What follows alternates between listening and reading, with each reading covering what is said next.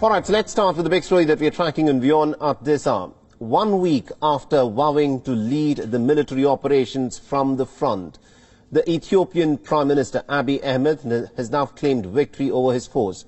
He has also now urged the Tigrayan rebels to immediately surrender to the government forces. The Ethiopian Prime Minister praised the military victories against the Tigrayans in the region of Afar and has also promised to recapture the territory in the region of Amhara from the rebellious Tigrayan forces. Now, the portrayal of this victory on the face of it comes as fighting has in fact raged on 3 separate fronts in Ethiopia. The latest footage from the front shows Abiy Ahmed in uniform along with his soldiers scanning the horizon. The place appeared to be the northeastern region of Afar. The area has been the site of some intense fighting in recent weeks. The Tigray People's Liberation Front, or the TPLF rebel group, has tried to seize control of a very critical highway that supplies the capital. Now, Abiy headed to the front line last week to supervise the operations.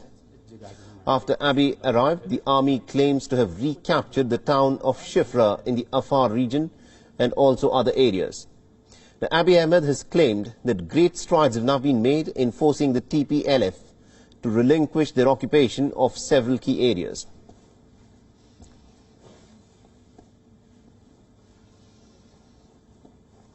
ዛይጣት ያለው ዘተራራ ነው ጋሸና የሚባለው እኛ እዚህ ሆነን ነው እቅድ ያወጣ ያለ ነው ነገ ግን እዛ ተራራ ሆነን ጠላትን በትነን በጋራ ምናይበት እቅድ ጨርሰናል ዋናው ጉዳይ ጠላት ተሸንፏል.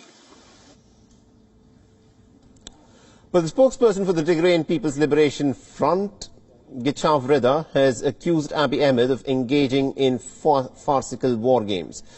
Reda dismissed Abiy's deployment as nothing more than a circus.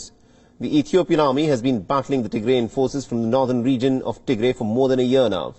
And the war has resulted in deaths of thousands of people and has resulted in millions of people getting displaced in what is Africa's second most populous nation.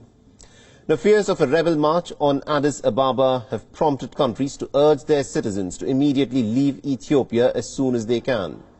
But the African Union's Special Envoy for the Horn of Africa is in fact leading for a push to try and broker a ceasefire between the government forces and the rebel factions. But there's been little progress in terms of talks of a ceasefire. The two sides remain as far apart as possible on conditions for talks.